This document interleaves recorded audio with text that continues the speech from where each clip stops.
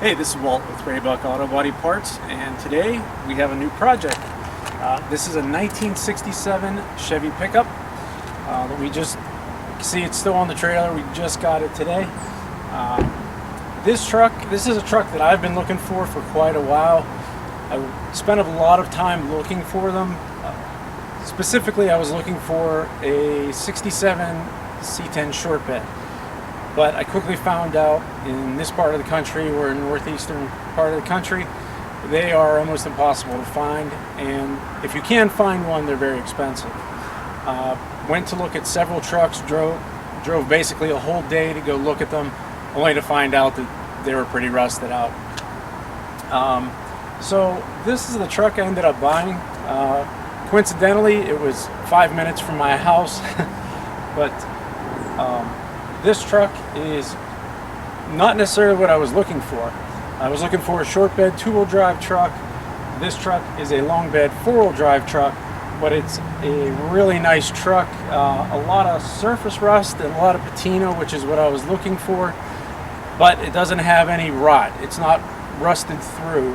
There are a few areas typical, like in the rockers, but that'll be an easy repair.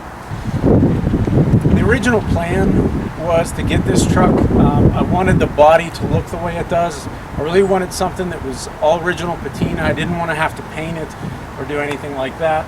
So I originally planned on taking this truck and either putting a 2-wheel drive chassis underneath of it, or putting aftermarket suspension on it and actually cutting the bed down. I've seen a bunch of videos where people take a long bed and you cut so many inches out of the front, so many out of the back, and you weld it back together, and then you can either rust the seams or touch them up with paint. But after I looked at this truck and really started to look at some of the things that were unique on it, I think we're just going to keep it as is and maybe do like some restoration on some of the areas. The truck is 100% original. It's not a very high option truck, but it does have some very unique features about it. One being that 4-wheel drive trucks in this year there weren't a lot of them. Especially if you had a short bed truck, those were very rare. So this truck is 4-wheel drive with locking hubs. It has a unique front suspension on it. I wasn't very familiar with the 4-wheel drive on these trucks, but as you can see, most trucks have like a typical knuckle on them. These have like a, I don't even know how to say it, but like a gigantic ball joint that the whole spindle pivots on, which is pretty interesting. I never realized really how this front end was set up, but it's definitely a unique truck. So I think we're going to stick with the 4-wheel drive for now. Other neat features with it, a lot of these trucks came with typically a 6-cylinder with a 3 on the tree. This truck is optioned with a 283 and a 4-speed. The 4-speed is more or less a 3-speed. The first gear is pretty much a granny gear. But the truck is all original. It has another feature that it has is on both sides it has these auxiliary tanks. This truck came originally from Washington State, and I guess that was an option out in the Midwest. A lot of these trucks were used on farms, and they'd be out in the fields or wherever, so they always had these auxiliary tanks on them. I don't know if it was a factory option or just something that people did with them. We have seen other trucks that don't have the tanks like this. They have tanks that are mounted lower, and they have like kind of a fabricated square door on the side.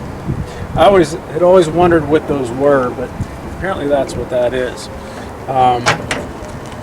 The inside of the truck, as I said, has a little bit of rust in the rocker here, which isn't bad. The floor is solid all up here, so we'll just put a little section in there. Back to the 4-wheel drive. This truck has, since it has the factory 4-wheel drive, you can see it has stickers on the dash about the 4-wheel drive, and up on the ceiling it has the sticker for the transfer case in the truck.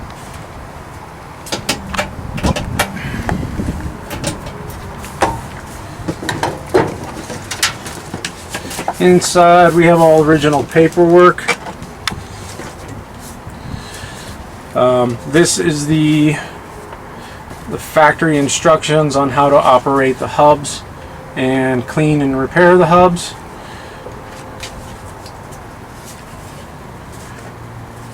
And this is just a little manual, and it has, which I believe is like a protective plate. That's original to the truck, so we have that original paperwork. The inside of the truck is all original except for this seat. The seat's original, but it has been recovered. Aside from that, it's all original. So the plan is just to try and restore as much of the interior as we can. I think all the painted areas will be left the same. We may just do like a satin clear on it. May or may not change the dash pad and seat cover. We haven't really decided on that yet. But I think the majority of the inner panels are just going to be cleaned up and cleared. Try to keep the originality of the truck. We need some things like some trim pieces and things like that, which we'll replace. But even has the original GM little metal sticker on the door. A little bit of surface rust on the doors, but these trucks were built out of pretty good metal back in the day, so I think we're just going to clean this up a little bit and maybe hit it with some of the zero rust or a little bit of fluid film just to stop any further rust from happening. Doors really shut. This truck's really solid. A lot of trucks like this, you really have to slam the doors. This one shuts very easy. All the body lines are still very good. It's hard to see, but the frame and everything underneath is in real good condition. It's got the usual surface rust, but no rot of any type. There's a bunch of dents and things like that, but it's all very solid. Big toe back bumper. We're not sure if we're going to keep this or not. Maybe if you're watching the video, and tell us what you think. Should we keep the original big step bumper on it, or go to like a smaller C10 type bumper? I was kind of leaning towards the C10 bumper, but everybody has a little different opinion. The truck has all this original trim, which is kind of unique to this as well. We are going to do a little bit of restoration on this. This side, for whatever, the black is kind of all faded off, so I'll probably put some of that back in there. It's had several mirrors on it. You can see a bunch of holes, so we're probably going to do something with that. As far as the glass and the weather strip, we have all of those items, so we're going to take a look at it. I don't think the side and the back glass is too bad, so we may just take that out and check that. Put all the new weather strip in. We use Precision products for that. So, but the front windshield has some. You can see something hit it. Maybe it was looks like a BB gun or something. So, go to the front here. Typically, the front of these trucks are kind of beat up.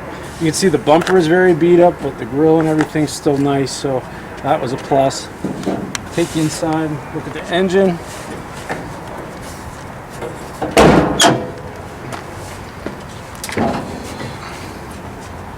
This is the factory 283. Everything's all original, so not much to it. Your basic motor, 283 two-barrel.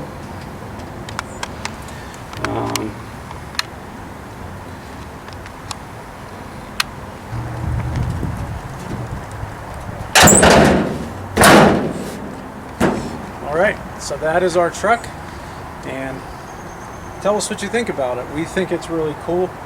It's hard to find a truck that's this original, that has pretty much been untouched. So let us know what you think. What you think we should do with it. Should we keep it all original? Should we, make any modifications?